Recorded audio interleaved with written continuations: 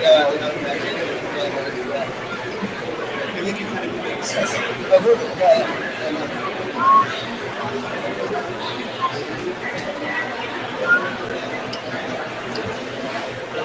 everyone. It's a pleasure to send out an important message from a large community around the power of open source and digital public goods for climate action. Live from Sharm el-Sheikh here at COP27, and all the folks that are following us online. This is an extremely important topic, ever more important as we move into the implementation of climate actions, but also on the accounting and accountability. The role of digital transformation is essential for us to achieve the Paris Agreement. So a lot of the topics that we'll cover today, I think, will hopefully resonate to how central not only the topic in general it is, but some of our panelists. My name is Martin Wainstein. I am the founder and executive director of the OpenEarth Foundation. We're a nonprofit organization based in California, but with a planetary mindset. We work in the intersection of emerging technologies, open source, and the collaborations that need to happen to develop digital public infrastructure.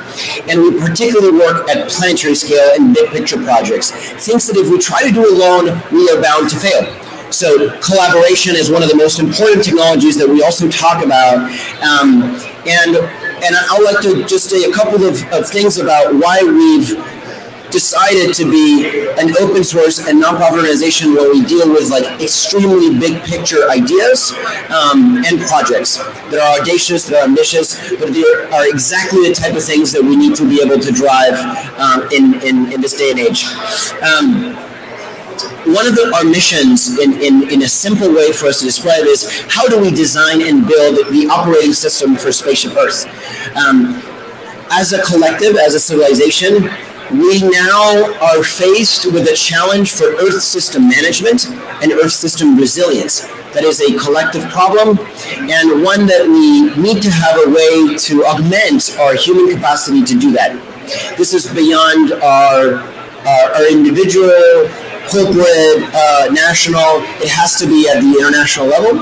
And we've seen a couple of tendencies that really, for us as an organization, motivated us to launch as an open source initiative, which is there's a lot of very important technology in the world, particularly in the private sector, that's proprietary in nature, and there's very little transmission of that into UN level implementation. So we need to create a levels of bridges. The second part, which is very specific to a lot of the topics that are being negotiated here at this COP, is the concept of the global stocktake. The Paris Agreement's heart, the pulse, is around accounting and accountability around pledges. That requires a massive integration of data and information and reconciliation to pledges, and understanding not just how countries are doing, also how is that representing itself in the atmosphere, and how our large group of non-state actors are also contributing to that. So with that in mind, we realized that there was a lot of digital infrastructure that needed to be put in place. The sooner we're able to build that, the better and more effortless the next 35 years of tracking our road towards net zero will be. And then we obviously realized that why open source is fundamental to this. One of the key aspects in our view is that, in fact, one of the articles of the Paris Agreement is around technology transfer and implementation, capacity building, to be able to do better inventories, to be able to track emissions, mitigations, to be able to do effortless financing of that requires technology that can be designed and built in areas and then deployed somewhere else. And open source has an amazing capacity that in code itself is it can be copied and translated at zero marginal cost. And so we see a very important view for the role of the Norris to finance, to bring in a lot of the engineering efforts that can also be leveraged in the South, and the capacity building for that, for us to leapfrog into new ways of tracking emissions and mitigations. The other part of it is around collaboration. Open source allows things to be transparent and groups to work together around that. In 2019, motivated by the opportunity of creating a participatory global start date, we launched the Open Climate Collaborathon, and we got 19 universities around the world to work together on common code. And a lot of friendships were built through the process, and a lot of new tools were developed through that. And for us, it was a great mechanism for our youth engagement as well. The final thing that I'd like to say about why for us open source has been fundamental is this has to work for the public sector, it has to work for the private sector, it has to be able to drive logics around implementation of regulation, but it also has to make sense for our conventional businesses. So open source is almost like a pre-competitive layer. When we think about digital infrastructure, well, we can see companies that are competing at some level but can collaborate in another. One of the areas that we work very closely with is climate accounting. There's now almost like a plethora of carbon accounting SaaS platforms that are helping companies or cities measure their carbon footprint, but they often don't talk to each other. For them to talk to each other, we need common standards, common protocols, common infrastructure. So a lot of our work is, well, that is the digital public good that we need to build. And it's often a bit of a gray area because who's going to finance it? Is it going to be the companies that are using it? Is it going to be the governments that are also leveraging? And I think it's always going to be a little bit of both. I'm super excited for the panel we have today because we've got representatives from the Global Digital Finance Alliance, from Linux and Norris Climate, from the Hyperledger Climate Action SIG, and the British Columbia government, all groups that we actively collaborate. And I think that also represents the power of creating these alliances that are not about what each one, not just about what each one does, but the power of the collective, where the total is more than the sum of the parts. We really think that open source and open digital infrastructure is a key component for that. If you're managing a fund and you have a portfolio of companies, there is probably a role of open source and digital infrastructure to make your portfolio companies to perform better as a collective. Because will compete at some level, but there's something that needs to be able to be a glue that connects them. And as we move through the digital age and to a need for radical transparency, this is for us something we're always excited to steward. And it's not just around climate and accounting. We have programs around oceans and how to create digital environmental assets for better financing of oceans, as well as working with cities, particularly with the UNFCCC's Global Innovation Hub, a virtual platform, fully open source, designed to create a marketplace between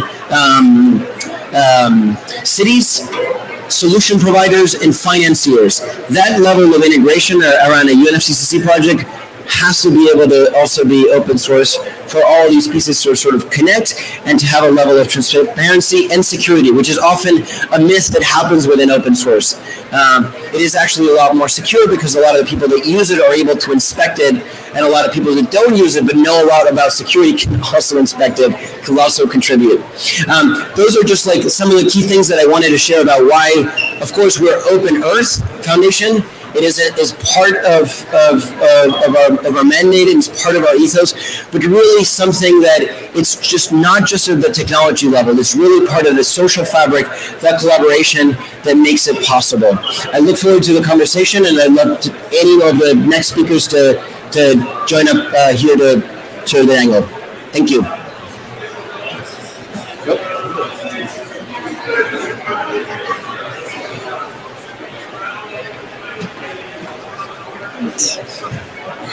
Hi, thank you so much for having me here. I'm Nancy Norris. I work for the government of British Columbia in Canada. And the project that I'm going to be talking about today is the Energy and Mines Digital Trust. This is a project that the British Columbia government is piloting.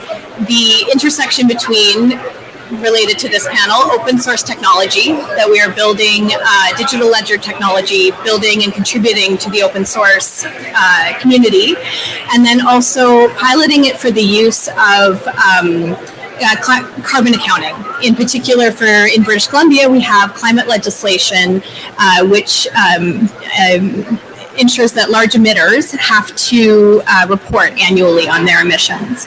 So we're piloting the use of distributed ledger technology, which is using digital credentials, and mapping that to the existing regulatory reporting framework around carbon accounting and GHG reporting.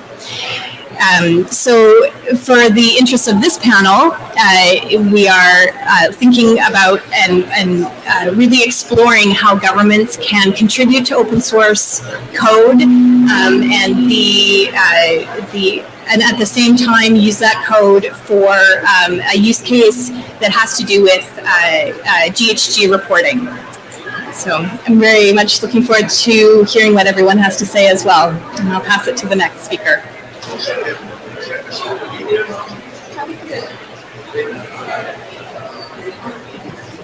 Hello.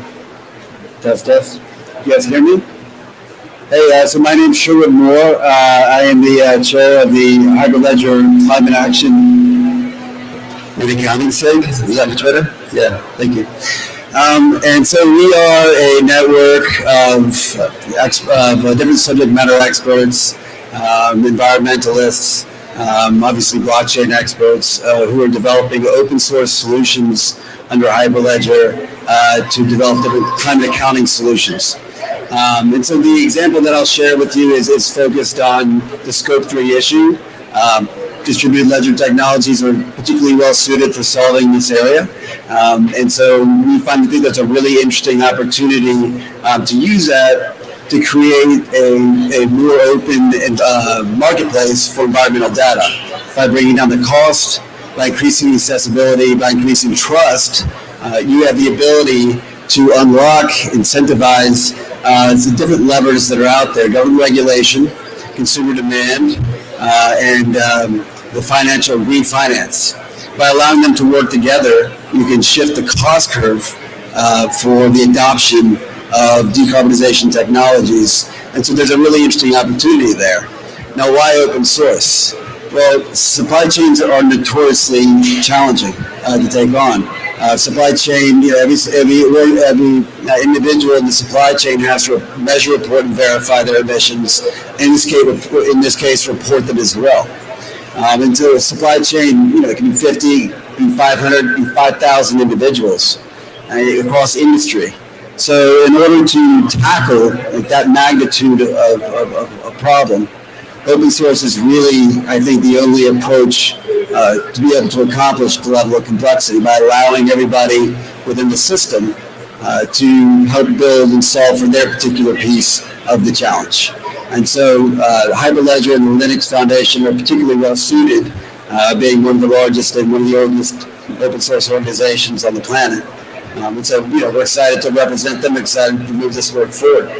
Excited to be here presenting with these great people here today. Thank you.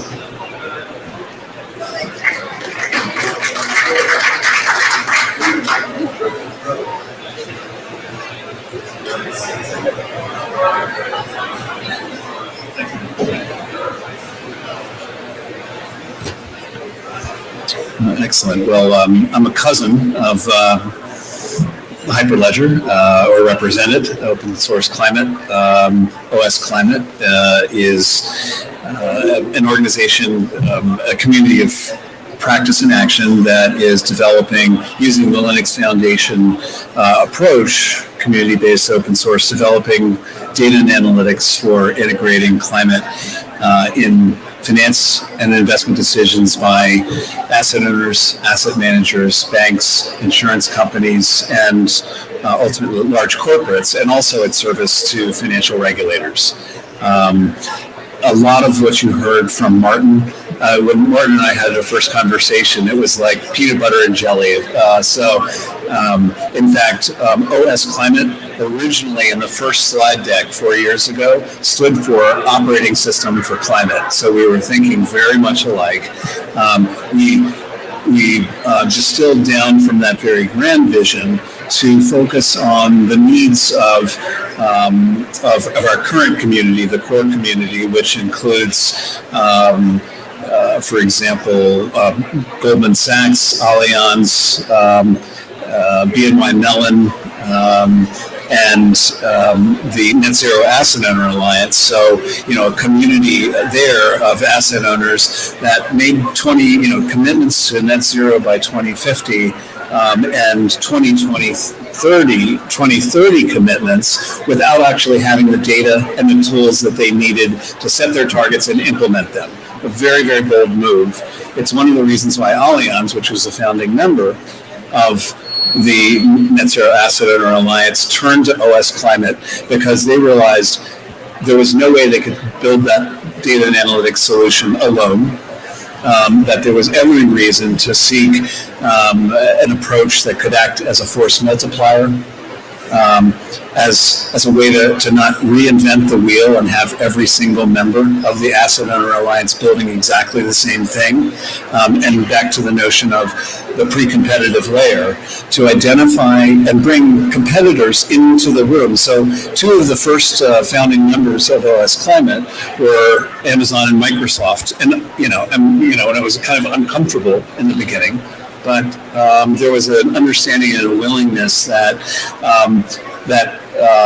cloud neutral, cloud agnostic was going to be a part of what we were doing. So fast forwarding then to, sort of what are we building to serve those use case needs? So first is a data commons.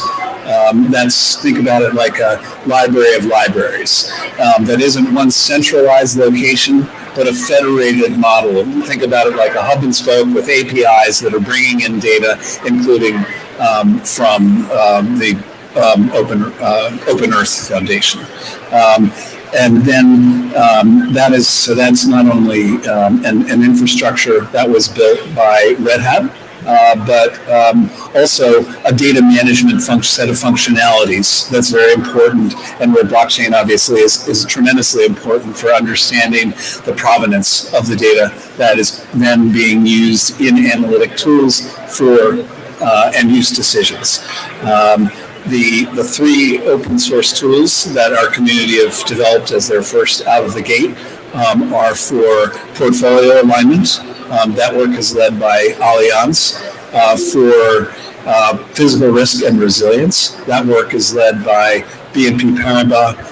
And then for transition scenario analysis, a major contribution by Airbus, which is focused initially in their work, of course, on the aerospace value chain, but will be built out in the months and years ahead to encompass other heavy industrials, for example, will be some of the first. So I think that's probably enough background on open source climate, OS Climate, and looking forward to the discussion. Thank you.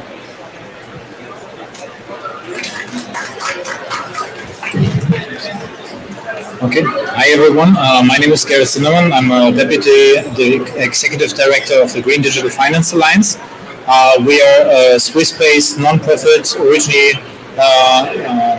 spin-out from UNEP. We work, as our name says, with finance sector, looking for ways the digital means to green finance. So we work with traditional finance, but also with the new digital finance players like Ant Group. And at the same time, we're having both like some policy inputs, work, so research projects, but also working on market demonstration projects with our partners. And as part of this work, we frequently come across the challenges that, even for the biggest organizations on Earth, cost is always like a reason like not to accelerate innovation as fast as they could. And I think that is something like whether it's on the data side, whether it's on the software side, where there's a strong benefit across topics, across impact themes, where we see it would be beneficial to actually create some, whether open source, shared assets, but basically something that reduces, that basically removes the reasons not to innovate and not to, work on the real problems in the world. So keeping the introduction here short and looking forward to the discussion. And that was also one of the reasons why we joined the Climate Change Coalition, because wanting to connect really to a bigger network where sharing is really at the core.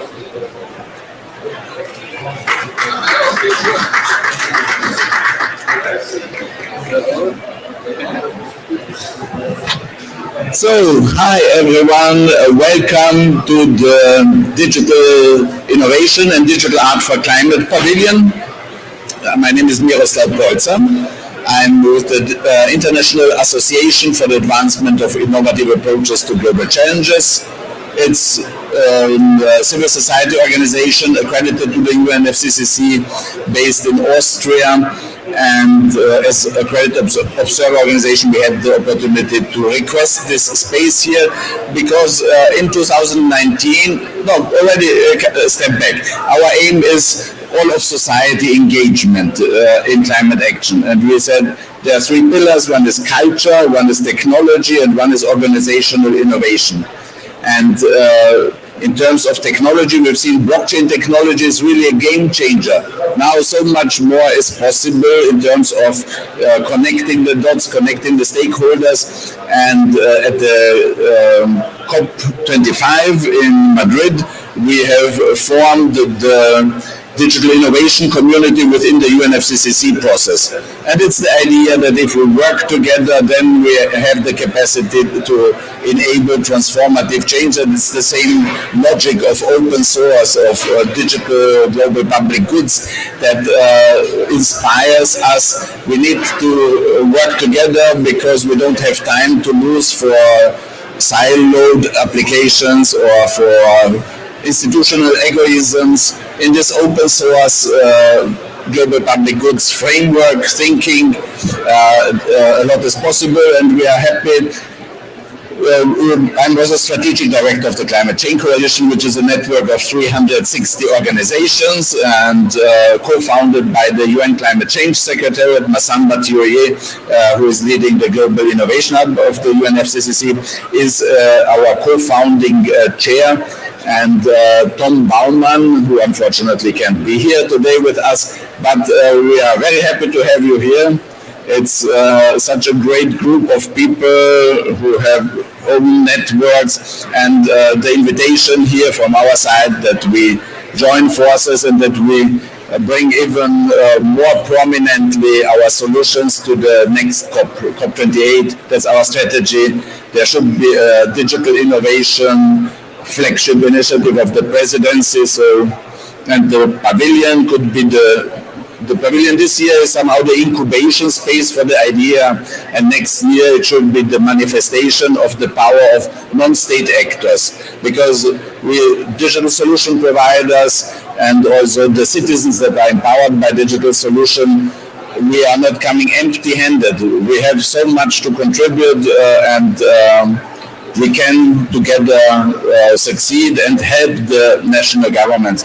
They are trying, but they are not performing well, I would say. We need to help them, and thanks for today's event. It will be important and one of the steps towards success.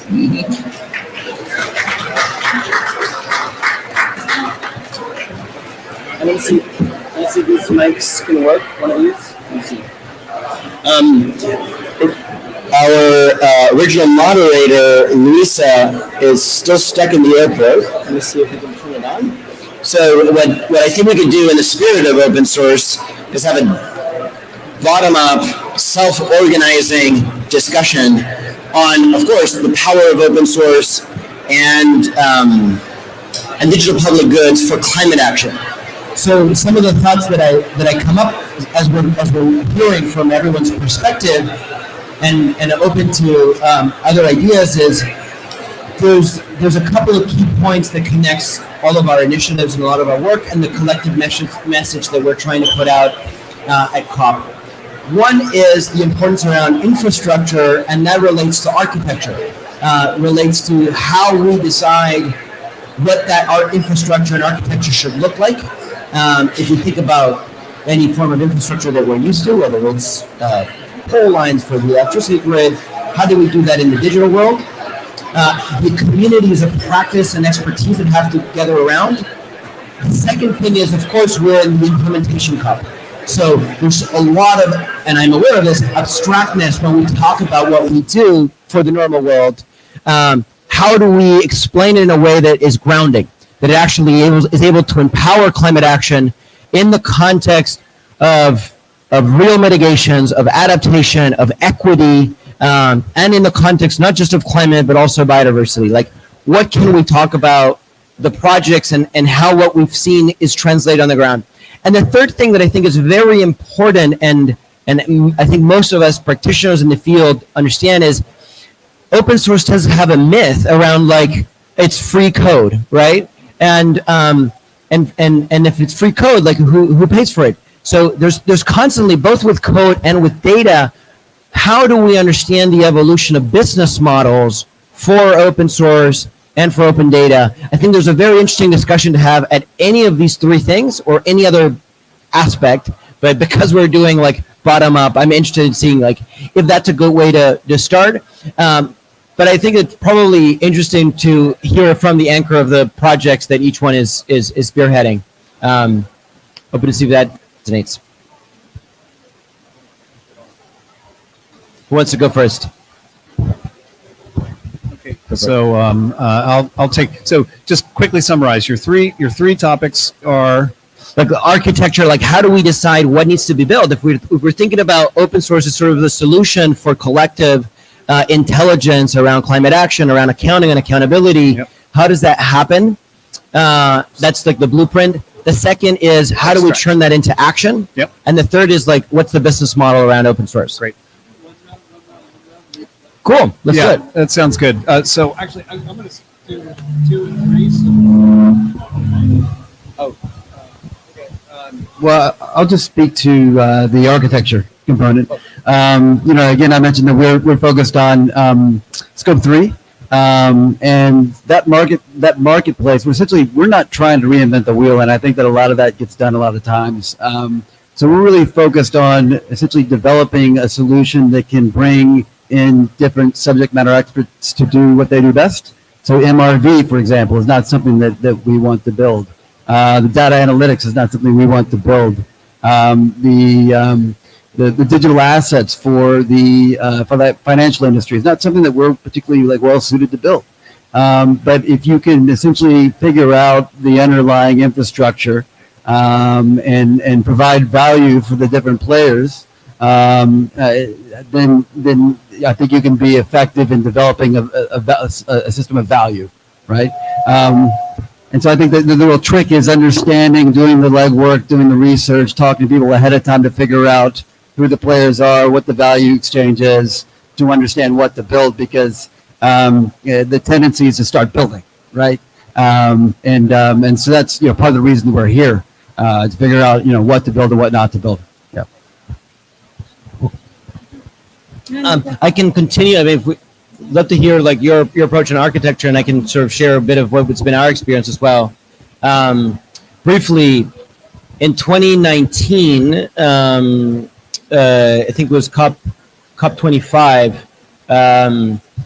We had the vision that we needed an operating system for climate for the global stocktake, and so created a global hackathon and say like, hey, let's design it, let's architect it. It didn't work. It worked in so many ways, and it didn't work in like, how do you bring everyone together and try to bottom up architect something that's very complex, very sophisticated.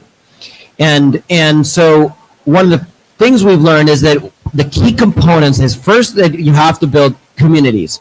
And I think this is something I learned a lot from the Linux Foundation, particularly Brian Bellendorf, former director of Hyperledger, who's been in the open source space forever. And it's the communities that self-attract the right people that are interested in the similar questions. And so they clearly identify as a stakeholder of that infrastructure. If you're a car manufacturer, you're interested in like the infrastructure of highways and roads, and they'll just self-organize, say, we need roads, right? So that's the first thing that happens. But what I also learned is that it does require one group that is able to listen, that is able to start building something based on that and put it out in the open. And that is a level of leadership that is key. because without putting something that's already out in the open, it doesn't allow people to build something on top. It's very hard for people to start building on top of slides or Word document. But when there's code, people start building on top of it. So those are just like the two things that I wanted to share from our short experience in like being like, open source is the solution. It was like, okay, there's a couple of things that need to happen.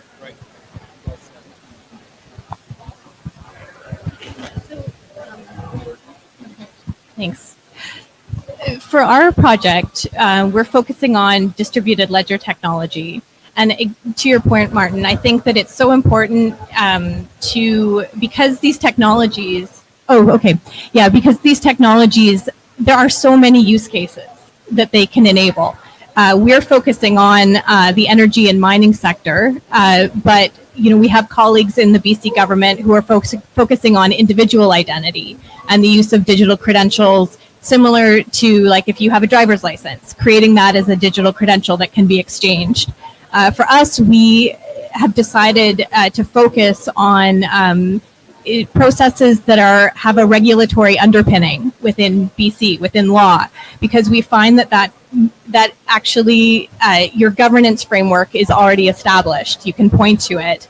And also there's already a defined information exchange within that is already happening. It might be happening via PDFs attached to emails or web forms, but it is already taking place. So if we can use the technology that we're building to map those existing processes, we find that it resonates for people. It makes it real. And it to your point, we're building something, we're putting it out there that people can then engage with. And also it shows the value of using technology and using advanced distributed ledger technology to for businesses in British Columbia and elsewhere to improve their business processes, make it more efficient for them to do, in the case that we're talking about, GHG reporting. I'll leave it there. There's a fun story that I heard through collaborating with BC that I think is worth sharing, which is you started focusing on like the identity of your citizens and then of corporates, and put a lot of that code out there, and then found out that the UN, like the CTO of the UN pension fund had found that project and reutilized, and now if you're like a UN employee and there's a pension fund that you're associated, it's used this technology and you didn't know about it because they just said, great, thank you, this is very useful for us. I think that's a great example, and they probably started building on top of that. Yeah, and I'll just follow that up with saying that as a government, we're not known for being particularly innovative or risk-taking, but when you have those kind of examples, that validates the work that we're doing, and it allows us to continually, show our colleagues, get funds directed towards this kind of work.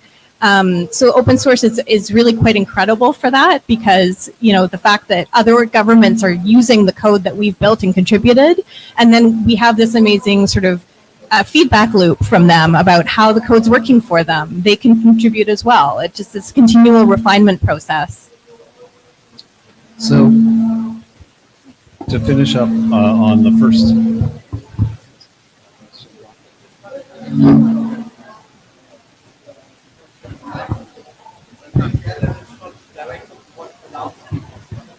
Got it. Okay.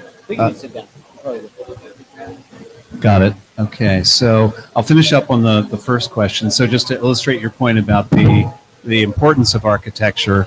So Vincent Caldera, who is the CTO for the Asia region for Red Hat, sort of came to the vision that we had in words and slides. A little louder. Okay, great.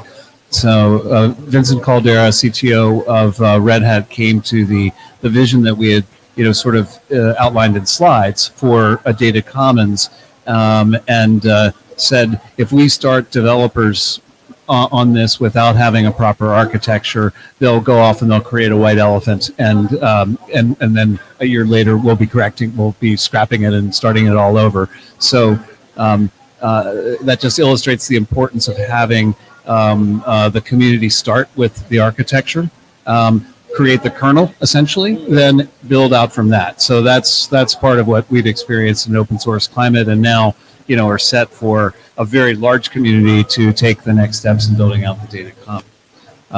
To the second question that you had posed. Okay. To the second question you had posed.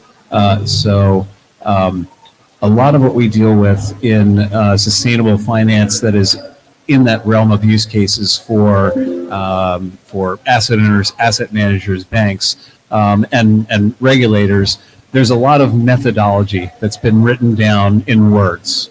And what our community of practice is doing is translating those words into math, then into code, and through proofs of concept that then are transparently critiqued and improved. So that is just the simple process of going from a community of practice to action.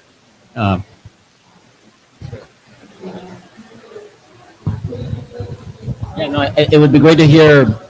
The second one was, how do we take this broad, ethereal concept of open source into like climate action? It'd be great to, I know that you definitely have a lot of concrete examples, but it would be great to hear a couple of thoughts around that. Maybe also from the GDFA angle, there's very concrete things that you guys work on, like climate bonds and. Yeah, I mean, there's probably quite a few topics. I mean, like where we see it maybe also fitting at the moment is when we're involved in some energy efficient mortgages projects where the data that are sitting somewhere in silos, whether it's with utilities, whether it's like with the individual research institutes. I mean, a lot of this is actually not even held like with the intention to monetize it. So meaning also that if you find the proper way how to actually put this into like a general pool where it's accessible to all the ecosystem partners, it can become also quite a good resource for collaboration where everyone chips in like with some assets, and then building probably like also a layer on top how you actually aggregate those data, because at the moment there's often like no standardization between the data, and that is something that someone needs to do it. But for each individual party, it's quite cumbersome. It's quite expensive, and you need to create the structures to actually have individuals and pick up on projects. The standardization work. Just one example, maybe. I just wanted to add on a quick specific instance of that methodology to math to code POC. So one of the great needs across the sustainable finance space is being able to deal with the truth of the present, where you have all these different taxonomies and standards for disclosures. And even as the regulators are developing mandatory standards, you still have a problem where corporates are going to disclose generally in one standard. How do those then translate across?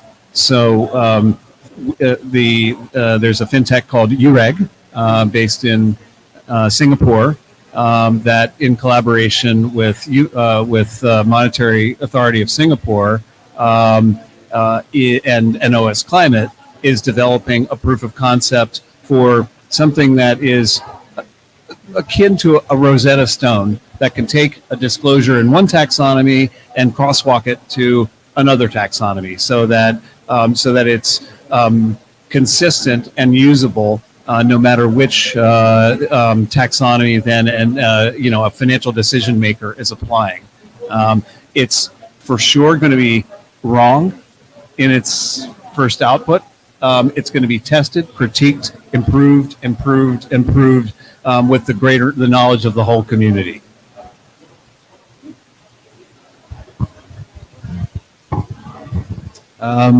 Yeah, I mean, I would say just talking about the actual open source projects that we have, it's not just the development. We have several research projects. that we've had, really interesting high caliber people who are working on now, and some projects that we finished. And I also think there's opportunity in potentially just how to kind of format data, some more of how the data is structured. So there's just it's pretty wide open. It's as far, I think, a pretty broad approach to open source within our group, and even to the point of open sourcing some of the promotion work that we do.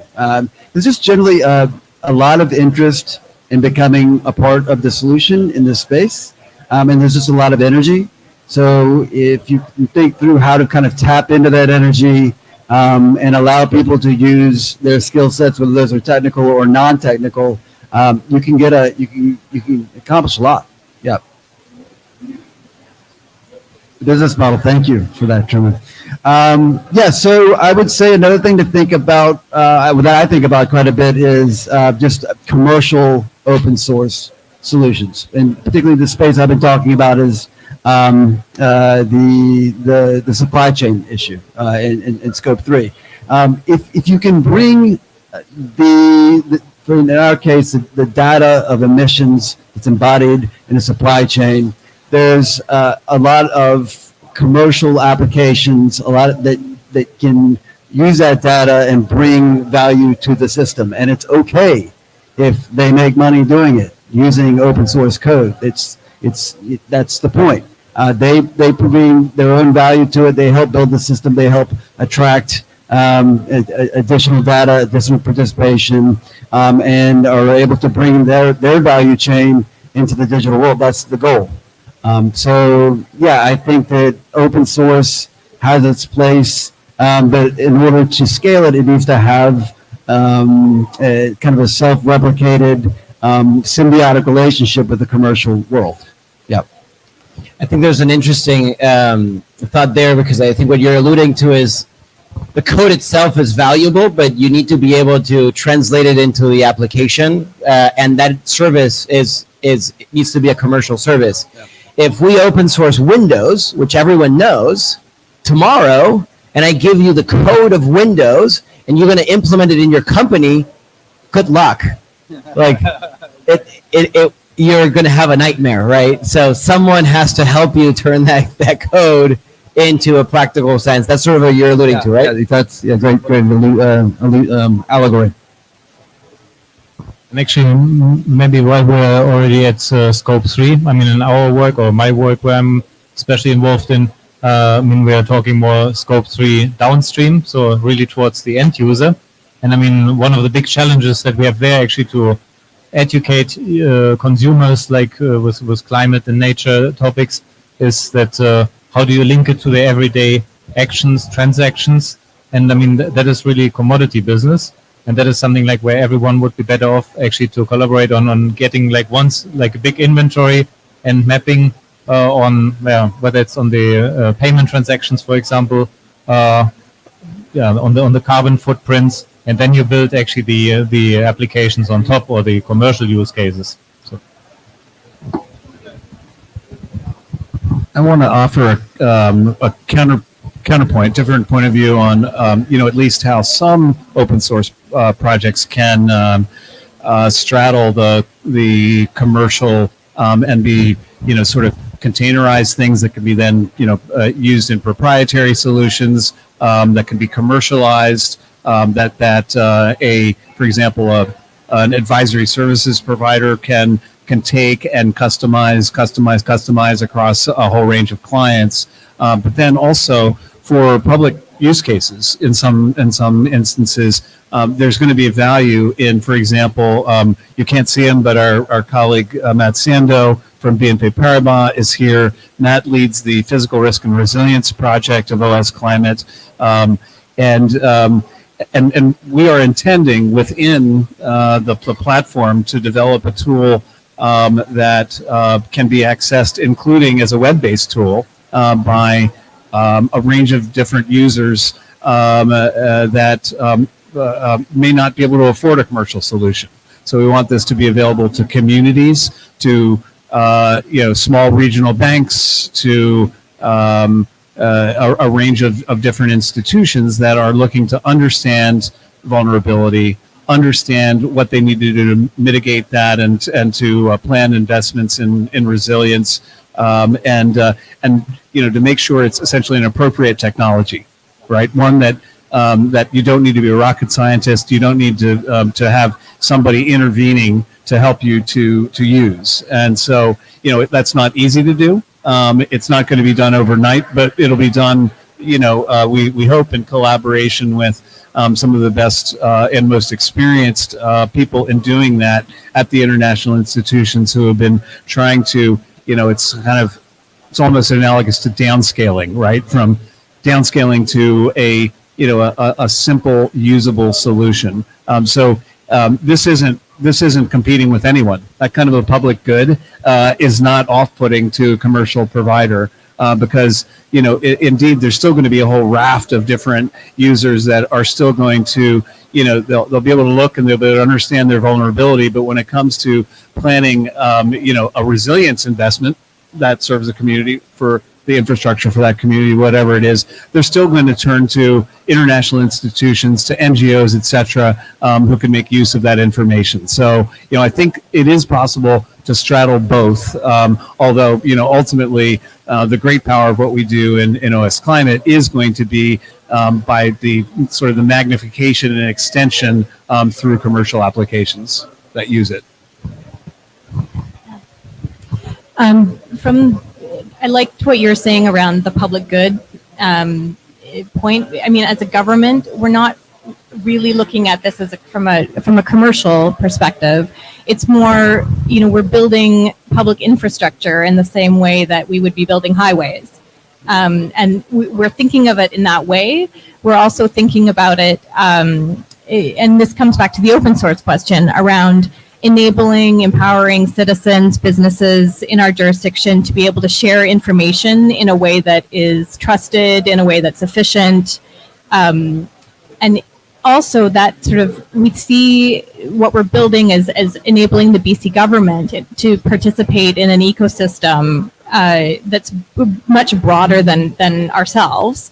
And so the open source, the use of open source, contributing to open source, that improves the chances that what we're building is going to be interoperable with other systems.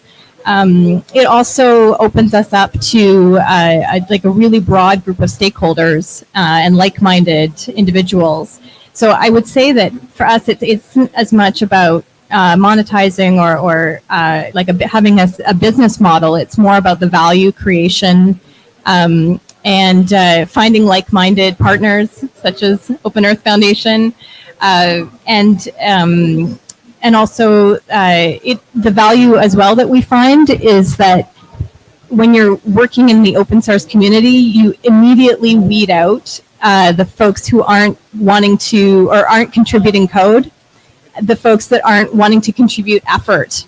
To all of the different, because it is a huge effort, not just the technical build, but also creating the governance around the use cases, defining what is on the digital credentials, and then all the stakeholder relationship building that goes into it as well. So, and maybe, I would imagine, for example, in the governmental context, that once you build certain infrastructure, or let's say like any communal management system, it's anyway sunk costs for you.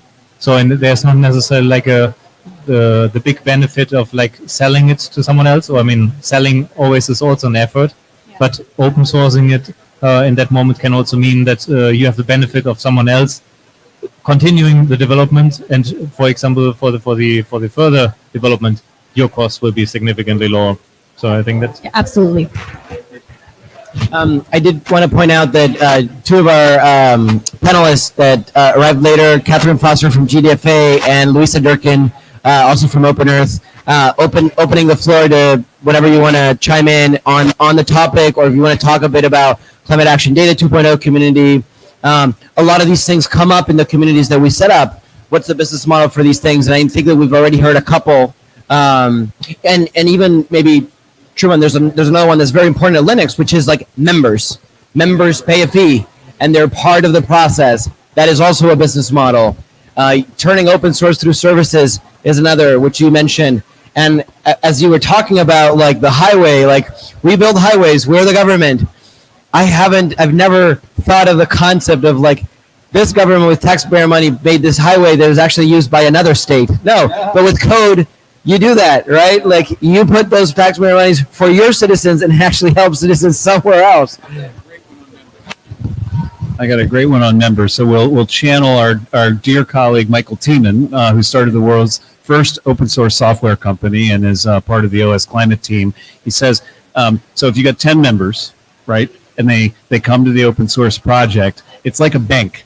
And it's one where they come and they make a deposit, and the next one comes and makes a deposit. The next one comes and makes a deposit.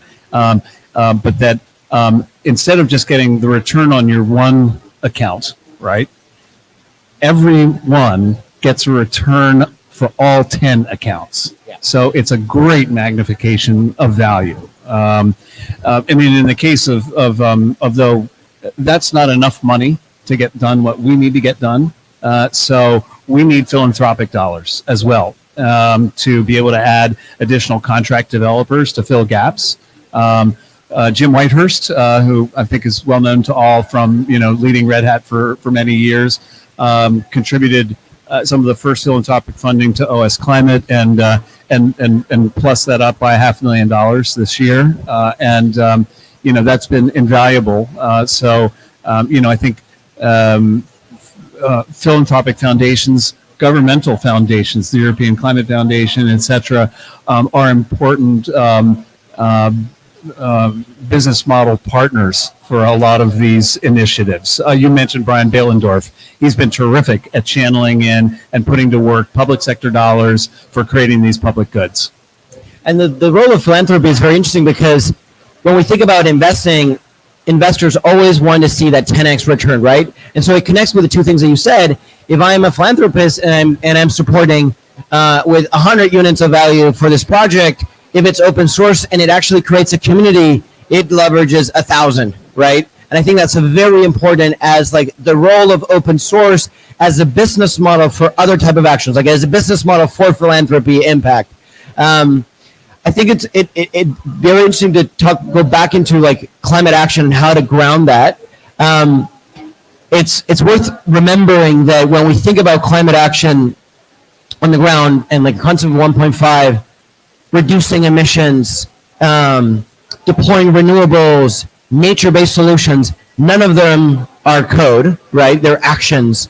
But it's our collective ability to understand how that is happening, where are the opportunities, how do we manage by measuring, how do we remove frictions in the process of identifying, financing, deploying it, accounting for it, reporting it. I think that's to me where this fits. And from OpenEarth, tomorrow at 11 a.m. actually at the UNFCCC Global Innovation Hub, we're launching an initiative that we started like 3 years ago called Open Climate, and it's around how, among other things, nesting information about individuals, corporates, cities, subnationals, national, and that is we see it as an open source process because it requires spatializing the information, understanding things in the context of jurisdictions, and sometimes it could be as simple as a standard and a protocol to really power something huge. The internet is the best example. Everyone knows HTTP because you put it ahead of every www URL. It's a hypertext transfer protocol. Just the fact that we use that protocol empowers so much. It's an intangible thing that not everyone has to understand, but is operating in the background. I think that's really worth sharing. Be great to hear more about other concrete like roles where this really can empower climate action. I was actually even just thinking when you said, I mean, certain things are not software, but I mean, hardly anything in the current world runs without the help of software, at least. So meaning that even if as a government, for example, you're looking at how to roll out certain infrastructure or whether it's energy infrastructure at scale, I mean, there's certain knowledge and there's the planning and scheduling and software involved. And so this is something that actually, if you open source it, it's not necessarily making someone else outcompete you, but it's basically, helping reduce also the pain that anyway, because the climate is not bound to borders of countries. So anyone is benefiting from it. So That's true. Nancy, do you want to share a bit more about the BC? Because I know you have a video coming up to talk about it, and I think it's we've got like NGOs, communities of practice, and like having government is super useful. And even going back to the architecture, the government is like has a use case and says this is what we need. But it'd be great to hear what's been your process on understanding the role from government into driving climate action. Yeah, I think the climate action use cases are really interesting in terms of what the distributed ledger technology and digital credential solution can do. There's the ability for transparency, and then at the same time, the ability for privacy, I think, are really key aspects of this technology for us. The fact that when a credential is produced and transferred from an issuer to a holder to a verifier, those transactions are recorded and they're immutable. And yet the information that's included on the credential is entirely private and enables sovereignty of data for the holder of that data. So those two things together are really exciting in terms of possibilities for carbon accounting, for mapping of carbon emissions from large emitters. So we have lots of legislation in BC around methane emissions for natural gas producers. For large emitters, they have to report their GHGs annually to the government. Those are both processes that can be mapped using digital credentials, and in fact, the technology can enable even better reporting. Like at the moment, the reporting that we do is it's self-reported data that is then audited by big auditing companies like PwC, and so that is submitted to the government annually. Now we're thinking about for methane emissions, having IoT devices right on the natural gas equipment that can measure potential methane leakages, and then also having data from satellites overhead. So this data is being produced. We have the technology now to exchange it in a way that is it makes it more efficient. It makes it more verified. So I think it's really an exciting, and I think also it's going to drive, the technology is getting to a point where it's going to drive policy. It's going to drive regulation, because we have regulation where, companies are needing to submit this information. If they can do it in a way that's more efficient using, certain technology, digital credential technology, distributed ledgers, that's actually going to encourage better behavior and better reporting. So a quick one here is, it maybe gets a little bit back at the notion of the operating system for planet Earth, right? So one of the things that is the sort of the big grand vision is having a true set of prices that are transmitted throughout the global economy, so that decisions are taken and transactions are taken on the basis of a true price. And so when you think about, policy's only good if it is if it's put into implementation in a way. You could set a carbon price, but if the information about how assets or how projects or whatever, the price of the carbon and non-carbon that are associated with those things, if those are not accurate and then accessible to the deciders of finance and to civil society. Are we for it? Or are we against it? Right? Then that's when we actually have value, and that price discovery. I mean, we've seen this over and over and over again. Price discovery requires a community. It requires multiple stakeholders all looking and determining, yes, that's trustworthy, and yes, my view is the price is X, my view is the price is Y, my view is the price is Z, and then that emerges to sort of a consensus price that's acted upon. I know that we are. What do we see? What do we see? What do we see going forward? So that's a big scale process. Yeah. The big things in open source. Yeah. Just like I'm going to suggest that we have as our kind of closing theme is what do each of us see going forward? What should the viewers look at and watch for in the next couple of years? That's a great idea. I'm happy to kick it off. And I also, if anyone in the audience wants to raise your hand with questions, I think that's also fair game as well. There's a couple of trends that we're seeing, because the digital transformation has been, my entire life I've been part of a digital transformation, and yet I feel like we're still like scratching the surface. So more and more digital transformation is happening in the context of these macro trends like climate change, like energy transitions.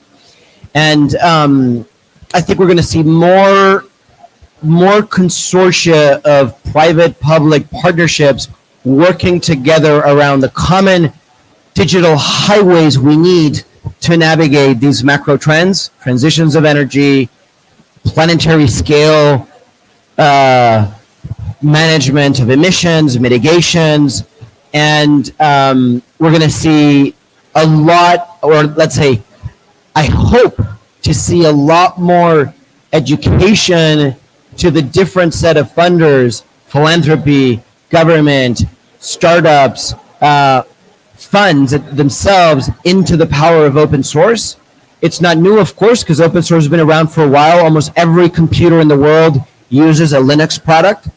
But because it has such a critical role to the collective intelligence needed to avoid the existential crisis we face today, such as climate and biodiversity, it's not just about it will run your computer better. No, it will be a source for us to operationalize reactions collectively that are not just necessary to survive, but to thrive. So I think that's really what why we moved into this space so clearly, because I have a hard time, even though it seems such a technocratic vision that we're like, how do we save Earth? And like, well, it's open source. Well, it's the collaboration that needs to happen, because in the process of doing that, we realize that we're all stakeholders of that thing that we're collectively building, and we can expand our notion of like where I start and you begin, so that we move from the me to we, which is the expansion of consciousness that we also need to deal with climate and biodiversity crises. So I actually think that perhaps through open source, there's a way that we can actually change our social mindset. Actually. Thank you. My name's Claire Melamed. I'm the CEO of an organization called the Global Partnership for Sustainable Development Data. And our focus really is on closing the gap between solutions, whether they be open source or proprietary, and the sort of data technologies that can help provide that sort of 3D up-to-date view of the planet that you've all been talking about. And those governments, particularly in sub-Saharan Africa and some parts of Latin America, where they most urgently need those solutions, but also where there are really significant barriers to adoption and really significant barriers to them being able to actually use the data and the technologies that are available to improve their policy making, to improve their predictive capacity, to anticipate shocks, and so on. And I think, I mean, this is, it's been a really, really interesting conversation. I think there are a couple of things that we see consistently as barriers to adopting, particularly on the kind of digital public goods, open source side. None of them are actually within the scope of the open source community. So we're talking kind of even bigger partnerships and even more ambitious goals. But one is some really basic infrastructure challenges that we often kind of wish away, I think, in this community, and kind of ignore. There are basic connectivity challenges of access to the infrastructure, the actual laptops that you need, with the size of laptop that you need to be able to run some of these technologies and so on. So I think there's some quite basic infrastructure challenges that, as I say, are kind of out of scope, but nonetheless are a barrier to accessing this technology. A second thing, I think, which has been a bit of which has caused a lot of challenges, I think, in countries that have tried to implement ambitious digital public goods or digital systems around digital ID and so on, is around data governance and management. Ultimately, public consent for digital public goods relies on the public having the confidence that the data on which these systems run is going to be managed effectively, that they can hold somebody accountable for its use and misuse. And often that is an afterthought in the design of these systems, and something which has, as I say, been a political barrier to implementation. So I think there are a few things that, understanding that they're out of scope of all of you on this platform, but nonetheless, if we are ambitious and hopeful about this technology, somebody needs to be thinking about these things if the technology is to get to some of the places where it's needed the most. Thanks. Yeah, no, great. I think everything you mentioned actually is part of the scope, like digital governance and trust. And I think you touch on a very important point that we mentioned at the beginning is how does this also part of help bridge an equity gap in terms of access, in terms of capacity building, and there's a lot of things that are still needed, which is quite key. Over to anyone else that wants to share.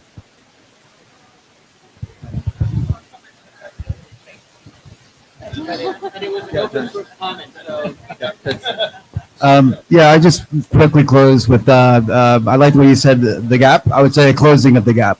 So whether you're talking about, cross-chain functionality, whether you're talking about, closing the gap with standards, in how, data is measured, captured, how, emissions is measured.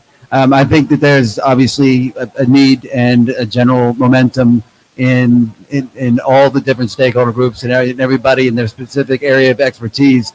Those are the conversations that I'm hearing right now. And so has to be done, will be done. That's what I think we'll see. Maybe for me, just a thought about, open source is something very much about culture, the tech community.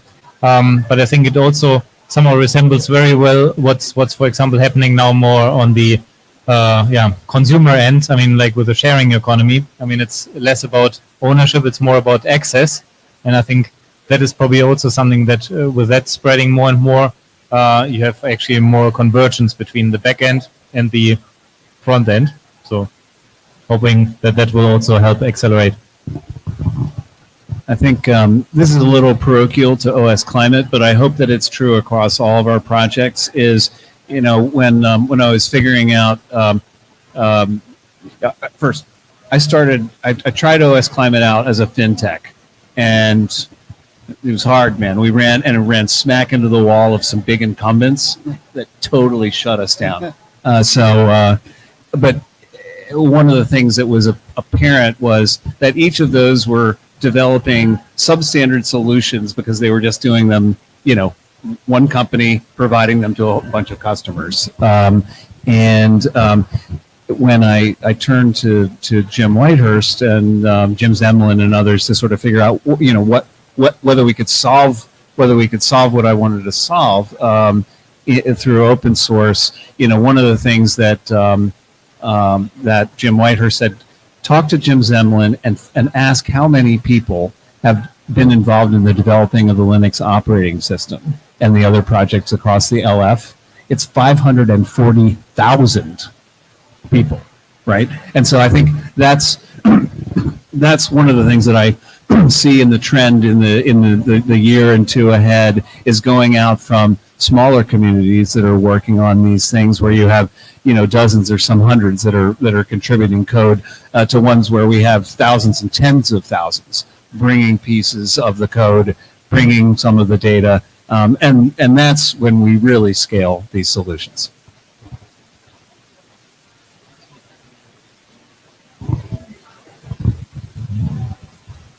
Well, just thank you. Those are really good comments. I think from a government perspective, the equity considerations are huge.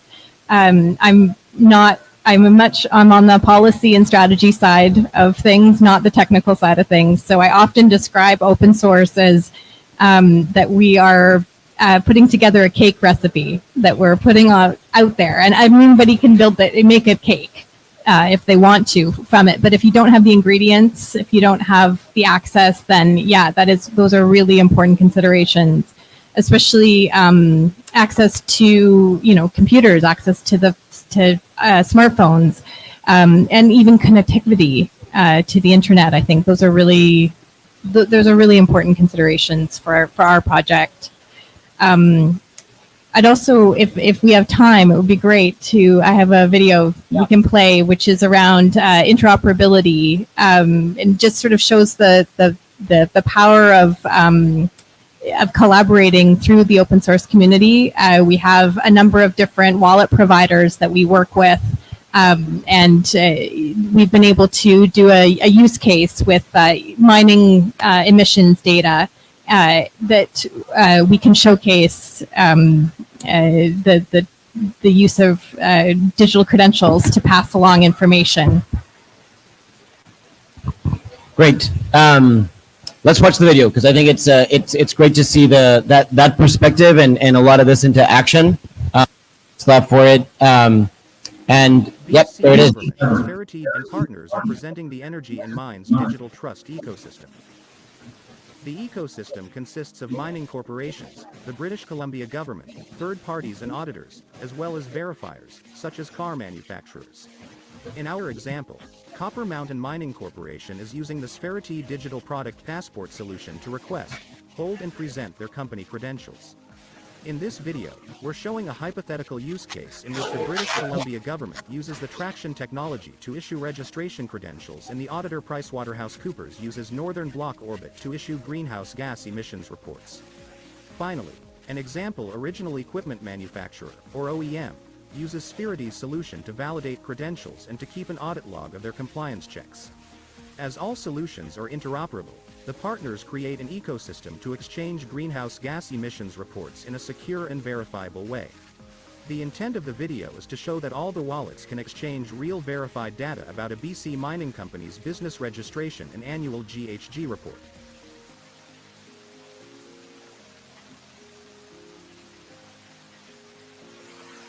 To sell in international markets, Copper Mountain Mining Corporation needs to prove that they are a registered mine and need to make available its greenhouse gas emissions report. The Energy and Mines Digital Trust ecosystem offers an easy and trustworthy way to do this. To establish initial trust, Copper Mountain Mining Corporation requests a registration credential from the BC Government Registration Services Traction Digital Wallet. They use their Sferity Digital Product Passport solution to walk through the application form and then send a registration request to the BC Government wallet. After clicking Request, a registration is sent to the BC Government. BC Government's Traction Wallet is validating the proposal to then issue the registration credential to Copper Mountain Mining Corporation.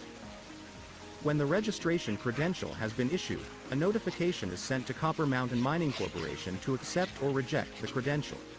Once it's accepted, Copper Mountain Mining Corporation is a registered service with the BC government and can also prove so to third parties.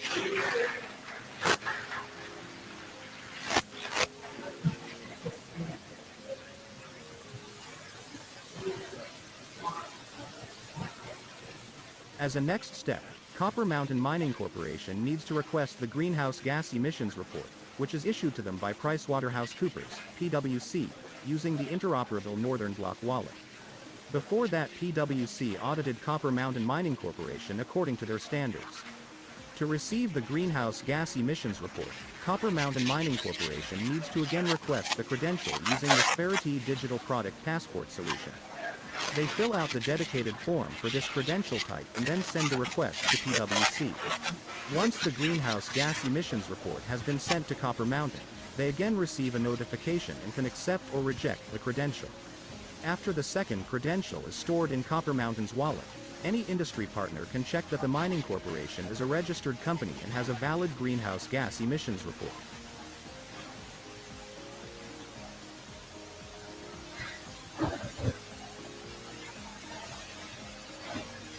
Let's put ourselves in the role of an automotive OEM who wants to buy raw materials from Copper Mountain and thus check their regulatory compliance. For this, the OEM enters the decentralized identifier of Copper Mountain to contact their organizational wallet and request that Copper Mountain provide proof of their business registration and annual GHG emissions. Once Copper Mountain has accepted the proof request, the OEM can verify that Copper Mountain hold a business registration credential of the BC government and a greenhouse gas emissions report credential of PwC. The OEM has proof that the credentials were issued by the correct wallets and have not been tampered with or revoked. They also have access to any data held within the credential that Copper Mountain chooses to share. With this, the OEM can verify that Copper Mountain is a registered business in the jurisdiction in which it operates.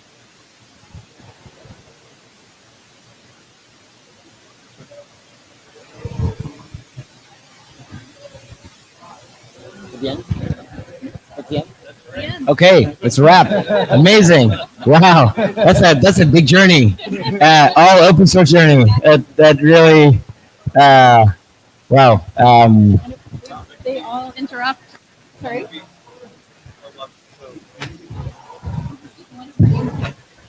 Right, I was just saying that's just one of your use cases. I mean, you know, whether it's ag, whether it's so any commodity that's running through the economy, and ending up, in this case, it's an OEM that's buying. You talked about consumer goods. What you build here is extensible, really, to all those different environments, all those different value chains. I love it. I think that's the power of the right architecture, right? If we have the right architecture, modular, these Lego blocks allow us to apply it to different things, and then replicate it, and then you put it out, and you wait for the community to also come up with all kinds of things that you didn't think about. Right, and say, I'm raising my hand, I'm going to do the next one, right? And build the community around it. And to say, right, so someone then says, okay, I see it, I see the need, I'm going to be the one that builds the ag version of what BC has built for metals and mining. I'm going to build the community around that. I'm going to bring in and attract the IP, attract the developers, and make it happen. So that's what's possible based on what you all have built. It's beautiful. And I think part of the trends that we're talking about, that private-public relationship on the open source rails is definitely key. Maybe one last hope for me is on the trends is youth engagement, because getting a lot of people involved is a way of like all having a role in accountability around climate and empowering that. And they understand the technology a lot more than everyone else, for sure. If we don't have any closing remarks, I think it'd be great to appreciate all the different angles that we participate here. Norris, I don't know if you want to do some open closing remarks as our great host. Okay, thank you. It was very inspiring, and we are always happy to have such bright and cooperative people in our Digital Innovation Pavilion, and together we are strong. Together we're strong. Open source.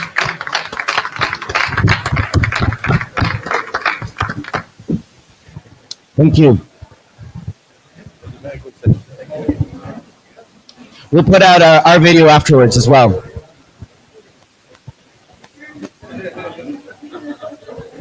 You're doing great.